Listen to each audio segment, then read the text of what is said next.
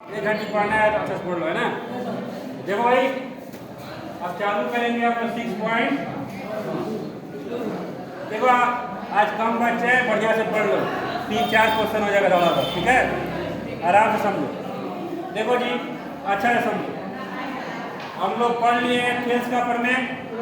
Thales का प्रमेय में ये होता है कि अगर कोई हमारे पास त्रिभुज है, थेल्स का प्रमेय कहाँ लगेगा? त्रिभुज में, चतुर्भुज में, त्रिभुज में लगेगा, ठीक है। अगर मेरे पास कोई त्रिभुज है और उस त्रिभुज में एक भुजा के समांतर कोई रेखा खींचे तो वह क्या करेगा? शेष दोनों भुजाओं आ जाओ, शेष दोनों भुजाओं को समान अनुपात में बांटेगा।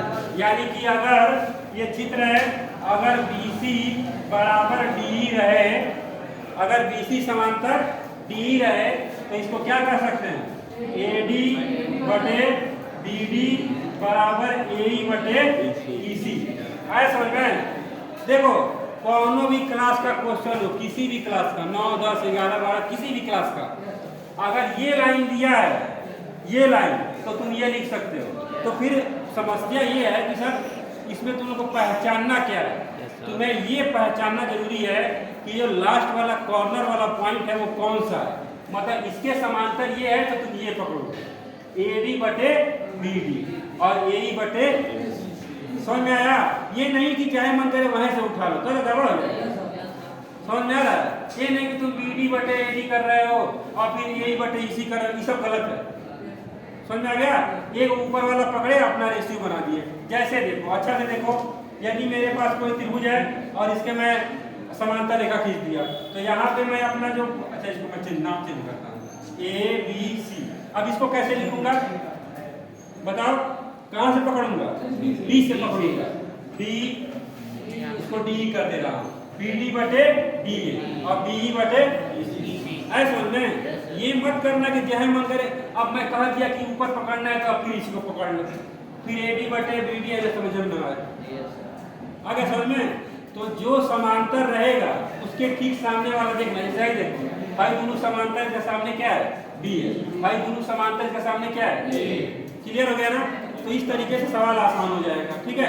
चल, तो अब हम लोग समझ गए कि कभी भी जब हई लाइन देगा तो हमको बस एक पॉइंट पहचान लेना है कि कहाँ से रेशियो निकालना है। ये नहीं कि चाहे मन करे वह रेशियो लिख दे, वह गलत है। आप एक उचित पकड़ेंगे और वहां से रेशियो लिखेंगे। आगे समझ में? चल, अब हम लोग लगाते हैं पहला दूसरा, देखते हैं जहां तक लगता है लगाएंगे। अब देखो पहला सवाल देखो, अब बात को समझना तुम देखो, बढ़ जाओ। त्रिभुज है ABC और ये हो गया D और ये हो गया E और ये हो गया 1.5 और ये हो गया 1 सेंटीमीटर और ये दिया है P और EC का, और इसमें दिया हुआ है कि DE जो है समांतर है किसके? BC और EC का मान पूछ रहा है, ठीक है। एक और सवाल दिया है बगल में ही, उसको ही बना ले, ADE, ठीक है। यहाँ दिया है BC और यहाँ दिया है 7.2, यहाँ 1.8, यहाँ 5.4 और AD का मान पूछ रहा है। आगे समझ में? और यहाँ भी दिया है BD समांतर है किसके? BC। अच्छा से समझो, अब तुम लोग एकदम सरल सवाल होता है। अब ये बताओ, जब DE समांतर है BC के तो लिख सकता हूँ AD बटे BD बराबर AE बटे EC। अब कोई पूछे कि क्यों लिख सकते हैं, क्या रीजन, क्या बताओ? आधारभूत समानुपातिकता प्रमेय या थेल्स के प्रमेय। आगे देखो, AD का मान कितना है? 1.5 और BD का मान कितना है? और AE का मान कितना है? और EC तो हमको पूछ ही रहा है। 1.5 गुना 3, EC का 1 में गुणा होगा तो EC और 3 2 का गुणा 1 में होगा तो किसी को दिक्कत? अब कितना इजी सवाल है ये, लेकिन तुम यकीन मानो कि जब मतलब नहीं आता है तो वही हार्ड होता है, ठीक है। अब 21-22 में लड़का था, मैं पढ़ता था, उसका कितना नंबर था? 94 नंबर लगता था और उसका ही क्वेश्चन गलती था, ऑब्जेक्टिव था। सोचो, तो जब आदमी छोटा क्वेश्चन ही पढ़ा नहीं रहेगा गलती हो जाएगा। समझ में आ रहा है? चल, अब उसके 2 क्वेश्चन ऑब्जेक्टिव गलती थे, बहुत छोटे छोटे। एक तो तुम लोग को हम बताए होंगे, ऐसा क्वेश्चन गलती हुआ था कि तुम लोग सोच रहे, एक तो ही गलती हो गया था उसका, एक तो ही गलती हो गया था। देखो तुम लोग बताए होंगे, ये गलती हुआ था और वो आया था पर ऐसा इसका क्या होगा? तो हम कहें किसका 2 को शून्य होगा, तो सर हम ये घुमा दिए, हमें ये क्या है, तो सर हम पढ़े ही नहीं थे, और जब ये आया तो हमको टेंशन हो गया कि ये क्या हो गया। तो सोचो दिमाग में पहली बात तो ये जब आकृति 2.1 आया था तो हम उसको पढ़े ही नहीं थे और कोचिंग में भी नहीं पढ़े और ध्यान ही नहीं दिया, उस दिन छुट्टी मार दिए थे और उसके बाद फिर दोबारा रिवीजन भी नहीं किया और एग्जाम में तो बिल्कुल प्रेशर ऑलरेडी रहबे करता है। तो वहाँ जो प्रेशर रहता है ना कि एग्जाम हॉल में जो प्रेशर होता है ना 12 में करोगे तो 144 नहीं आता है, घबरा जाता है, प्रेशर बहुत रहता है एग्जाम हॉल में। तो चीज़ें है ना कि आराम से काम करोगे तो आंसर आ जाएगा। ठीक है, अब हो गया ये। ठीक है, अब इसको करना है हम लोगों को, तो क्या करेंगे, अभी जैसे क्या है तुम लोग देखते होगे, तुम लोग कोई पेपर दे के निकलेगा एग्जाम हॉल से तो पेपर आने लगता है ये बहुत आसान है यार, आसान नहीं है। वो जब एग्जाम हॉल में जो बैठा है वो जान रहा है कि कितना आसान है। कौनो पेपर तुम लोग को दिया जाए जब एग्जाम के बाद का ये मतलब भैया पूछा है इतना आसान, वहाँ जो बैठेगा वो बहुत प्रेशर रहता है एग्जाम में। आ जाओ ईडी बराबर 20। ठीक है, अब यहाँ देखो एडी बटे बीडी बराबर एई बटे, ठीक है, एडी का मान ये ज्ञात करना है भाई, एडी रहने दो, बीडी का मान क्या है, आ जाओ 7.8, एई का मान कितना है 1.8 है, 1.8, 1.8, इसी का मान कितना है 5 देखो समान अंकों पे दशमलव होता है तो 18 तिया सही है ना। अब ये 3 से इसको 72 काट सकते हैं, काट दिया कितना है भाई 3 दूना 3 चौको। ठीक है, तो एडी बराबर कितना हो जाएगा 2.2, कोई दिक्कत तो हो गया दोनों सवाल। ठीक है, चलो दोनों उतार लो।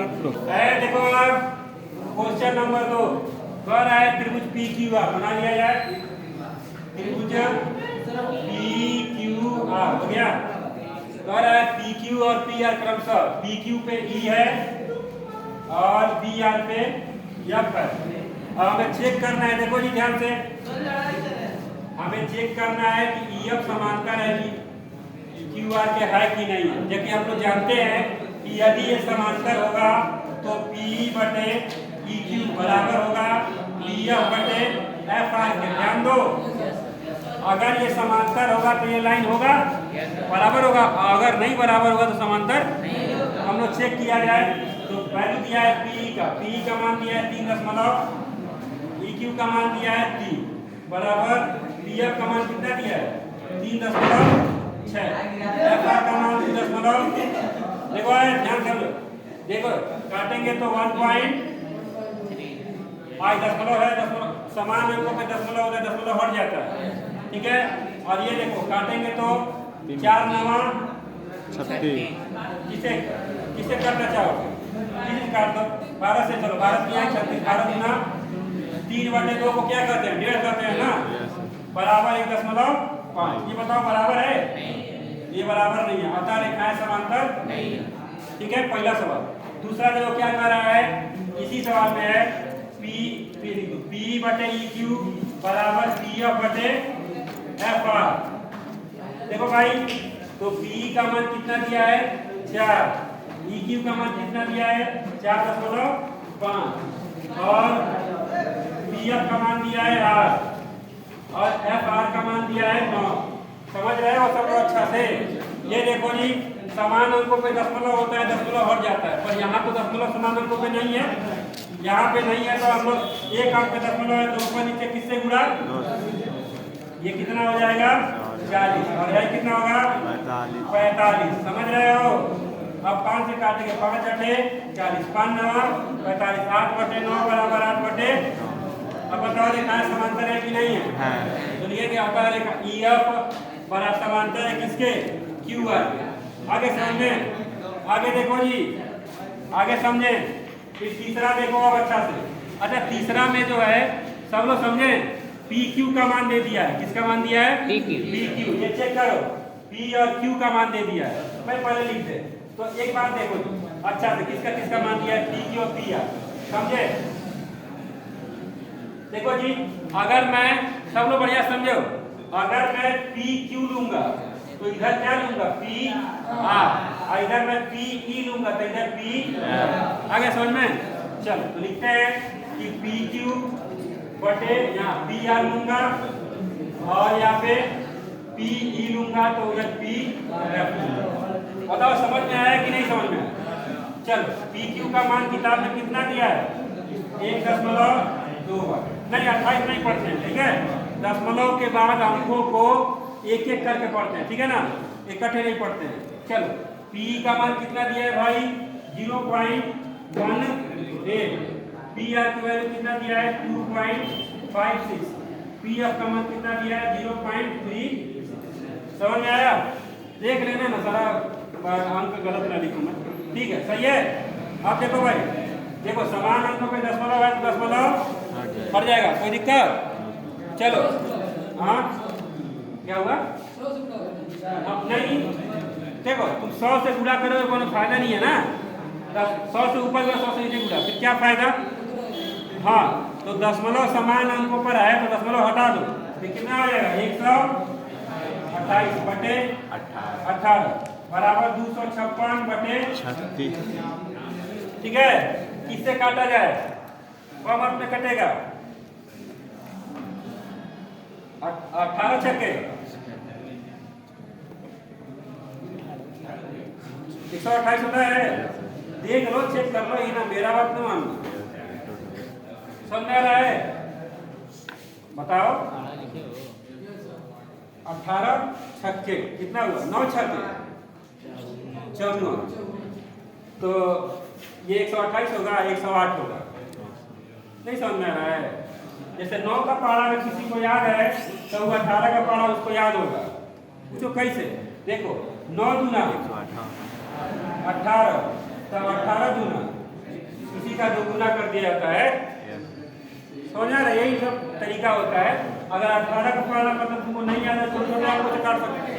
हाँ 7 से कट रहा है, 7 नंबर पे कट रहा है ना, तो 18 सत्ते नहीं 7 कटेगा। 7 नंबर पे कैसे कटेगा? हाँ वही तो 126 नहीं कटेगा, 2 को कम है। चलो कोई दिक्कत नहीं है, वो काट लो। किससे काटा जाए? 4 से काट लिया, 4 से नहीं कटेगा, 2 से काटो। 2 छक्के 2 चौको 2 नवा, ठीक है। अब ये कटेगा, रहने दो, टैक्स ऐसे भाग दे दो, कितना हो जाएगा 9 7 अब कितना बच गया 1 बच गया 10 जाएगा, 9 1 कम। अब रहने दिया जाए तो ये आता चला जाएगा, ठीक है। बात लगा दो। आगे देखो, इसको देखो, ये किससे कटेगा? 4 से काट लो, 4 नवा 36 और ये 4 छक्के 24, 4 चौको 16। ये तो बराबर हो गया। अतः रेखाएं क्या है? 64/9 64/9, ठीक है। चलो उतार लो। तीसरा सवाल देखो जी, कह रहा है आकृति। तो भैया हम लोग फिगर बनाते हैं, चित्र बनाते हैं, अपने हिसाब से देखते हैं। चित्र दिया है 6.1 का। अब बढ़िया से सब लोग समझेंगे, एकदम बेहतरीन सवाल है। आज बच्चे भी कम हैं, आराम से चीजों को समझ लो।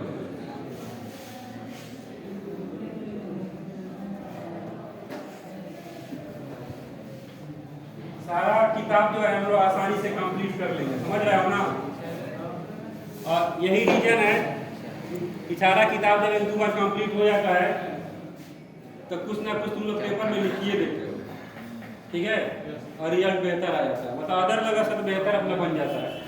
आ जाओ देखो, अब ये क्या कर रहा है, देखो भाई आप लोग समझे क्या सिद्ध करना है। मैं लिख ले रहा हूँ, सिद्ध करना है AM बटे AB बराबर AM बटे AD। आज देखो कम बचे हैं, चलो सही है। क्या दिया हुआ है? दिया है LM समांतर है CB, और क्या समांतर है जी? LN समांतर है CD। देखो जी प्रमाण, समझे आप? बहुत आसान सवाल है, बहुत आसानी से सवाल है, ठीक है। देखो सबसे पहले क्या, अच्छा बताओ थेल्स पर में किस में रहेगा, त्रिभुज में लगेगा ना। तो एक त्रिभुज हम लोग लेते हैं, ऐसा त्रिभुज लीजिए जिसमें यालियाम समांतर हो। देखो यालियाम समांतर है किसके, सीधी। ये त्रिभुज किसमें है, ए बी सी। तो देखो त्रिभुज ए बी सी में आया समझ में, इस त्रिभुज में देख रहे हैं, इसमें क्या दिया है, यालियाम समांतर है किसके, बी सी के। समांतर है ना जी। तुमसे कहे ना कि एक कोना पहचानो, इसमें वो कोना कौन है, ए है। अरे समझे, तो क्या लिख सकते हैं, ए एल बटे एल सी बराबर है ए एम बटे, समझ में आया। लिखो इस बात, ए एल बटे एल सी बराबर ए एम बटे एम बी। रीजन क्या बताओगे, थेल्स पर में, नहीं समझ में आया। और ये भी कह सकते हो आधारभूत समानुपातिकता पर में, आगे समझ में। अब ये बताओ दूसरा पॉइंट क्या कहा है, एल समांतर है सी डी, एल समांतर है सी डी। कौन त्रिभुज है, ए सी डी। देखो त्रिभुज ए सी डी में क्या दिया है भाई, एल समांतर किसके, सी डी के। आप बताओगे क्या लिख सकते हो इसमें, बताओ, ए एल बटे एल सी बराबर ए एल बटे, लिखो इसको, ए एल बटे एल सी बराबर ए एम बटे एन डी। कुछ समझ में आया, समीकरण 1 और समीकरण 2 या भी थेल्स का प्रमेय है। अरे वही ना जी। अब ये देखोगे ए एल बटे एल सी बराबर है इसके, और ए एल बटे एल सी बराबर है इसके। इसका मतलब क्या समझे, इसका मतलब ये और ये दोनों आपस में क्या है, बराबर है। तो चलो लिखते हैं इस बात को, यही लिख लेते हैं। तो लिखेंगे समीकरण 1 बराबर समीकरण 2। ये चार्ट नहीं रखे हो तुम लोग, समीकरण 1 बराबर समीकरण, हाँ चलो हो जाएगा, आ जाओ, हो जाएगा अभी। तो लिखेंगे ए एम बटे, हाँ है थोड़ा सा एम बी, उसके बाद लिखो ए एन बटे एन डी। देखो जी समझो, हमें क्या चाहिए, ए एम बटे ए बी चाहिए। ए समझो, यहाँ से कहानी पलटेगी। अब ए एम बटे ए बी चाहिए। जो भी मान हमको चाहिए, ध्यान दो तुम लोग, जो भी मान हमको चाहिए उसका आंसर में हमको लाना है, वह हमेशा नीचे होना चाहिए। याद रखो, जो भी हमको लाना है, देखो इसमें ए एम है ना, और इसमें भी ए एम है, और हम अब ए बी तो नहीं है ना, ए बी लाने के लिए हमें कुछ करना पड़ेगा इसमें, और हमें अगर कुछ करेंगे तो ए एम हट जाएगा। समझ आ रहा है, जबकि हमको ए एम चाहिए ना, अरे हमें सिद्ध करने में ए एम लाना कि नहीं लाना, तो जब लाना है यानी हमारे आंसर में ए एम होना चाहिए। और कोई चीज हम लोग लगा रहे हैं, कोई भी सवाल, तो ए एम तभी बच पाएगा जब वो नीचे रहे। अब मेरी बात को समझो, ए एम बटे एम डी, जब ए एन बटे एम डी के बराबर है तो इसको उल्टा करेंगे तो इसका उल्टा उल्टे बराबर होगा, इसमें किसी प्रमाण की आवश्यकता नहीं होती है। तो लिखेंगे एम बी बटे ए एम बराबर है किसके, एन डी बटे, आगे समझ में। अब दोनों, अब देखो, अब तुम लोग ये कर सकते हो कि सर अब ए बी चाहिए ना हमको, ए एम भी तो दिया ही है। अब देखो ए एम में, एम बी में क्या जोड़ दे, ए एम, तो दोनों पक्षों में मैं एक जोड़ दे रहा हूँ, जोड़ सकते हैं। अब एलसीएम कितना हुआ, ए एम, और ये क्या है, एम बी प्लस क्या होगा, ए एम बराबर एलसीएम कितना होगा, ए एम, तो N D plus A M. इसको जोड़ोगे, A M plus M B को क्या कहते हैं, ए बी। देखो एम बी प्लस एम को क्या कहते हैं, ए बी। लिखेंगे ए बी बटे ए एम बराबर, भाई देखो डी एन और ए एन को क्या कहते हैं, ए डी, ए डी बटे क्या बोलेंगे, ए एन। आया समझ में। और जब ये सीधा है, मतलब ये इसके बराबर, तो इसका उल्टा ही बराबर होगा, इसका उल्टा ही क्या करना, सिद्ध करना। आया समझ में, प्रूफ हो गया। चलो उतारो।